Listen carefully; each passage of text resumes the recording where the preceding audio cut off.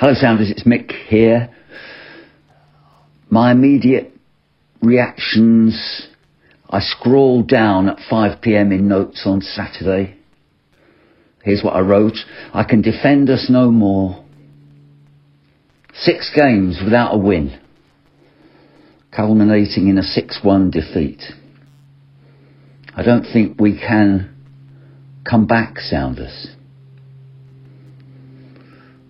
Obviously, I hope I'm wrong, but we looked bereft of confidence against Derby, and I said maybe an away game, away from the expectation at Fratton Park, might help the side, and that was just plain wrong. There was no confidence at Loftus Road amongst Pompey. Every goal concession diminished the stature that our team displayed, and they were beaten down. And now there's an enormous challenge to stop the rot. If I'm honest, I don't think it can be done. I'm not sure John Mousinho's gathered the players around him who can cope now. Obviously, I don't count Ibu Adams among those. He's the one player in the squad who could lift an elephant. But even he's not a goal scorer, as John tried to make him on Saturday. He will score goals, but he's not a 10. And it seems nor are Swift, Segovic or Chaplin when we need them. Perhaps John Swift is the nearest, but it's not working out as we need it to. So those were my immediate notes on Saturday, and I pick that up to admit that I was in despair after the game, like you all were. And there's no point really now in reviewing individual performances, which I usually enjoy doing, because everyone in a Pompey shirt failed, from goalkeeper to late substitutions, and they looked a shell-shocked bunch of lads.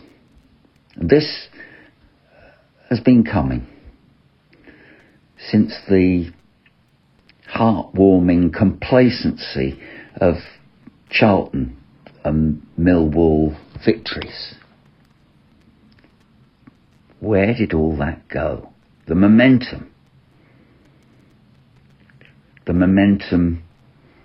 in our heads is against us. I think the team and the manager should have a break, a few days off. Their problems are in their heads, not their boots. And we have 12 days to recover before we go to Norwich. It doesn't feel now like we can get out of this, but we have to gather our pride and our self-belief and our ambition and our organisation. We have to find them all again. And they're all residing in the head. So get away from it all and come back fighting Pompey. And to all Pompey fans, to those particularly actually spewing anger and hatred and vitriol all over social media onto the fire, I get it. Because we're all in the same Pompey boat. Of course I get it. And we're all upset. And you want someone to blame.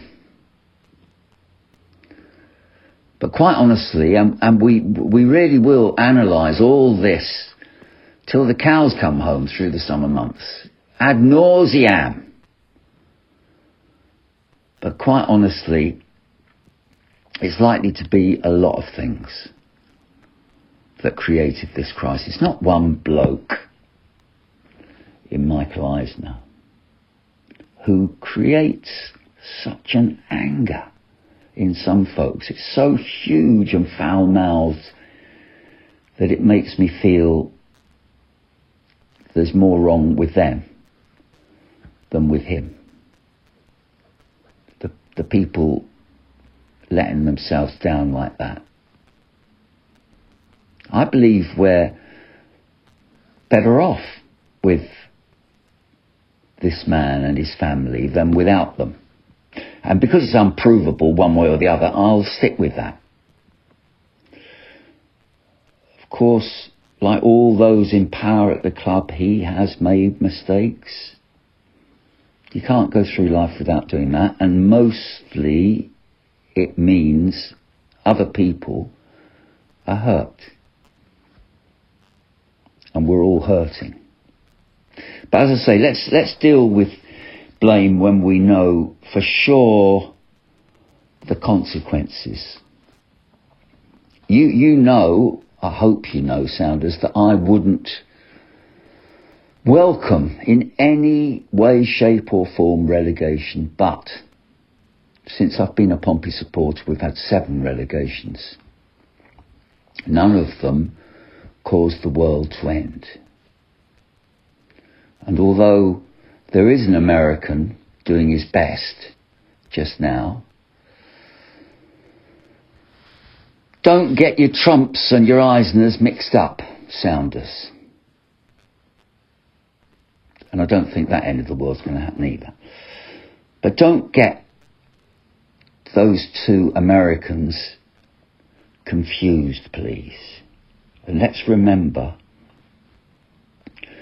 that we all cherish family and friends and work, if we're lucky anyway, and play. And the play bit is where the future of Portsmouth Football Club come into our thoughts. But don't let it get out of balance with those other things that we care about. Have a good day, Sounders. Do your best anyway. Play up, Pompey.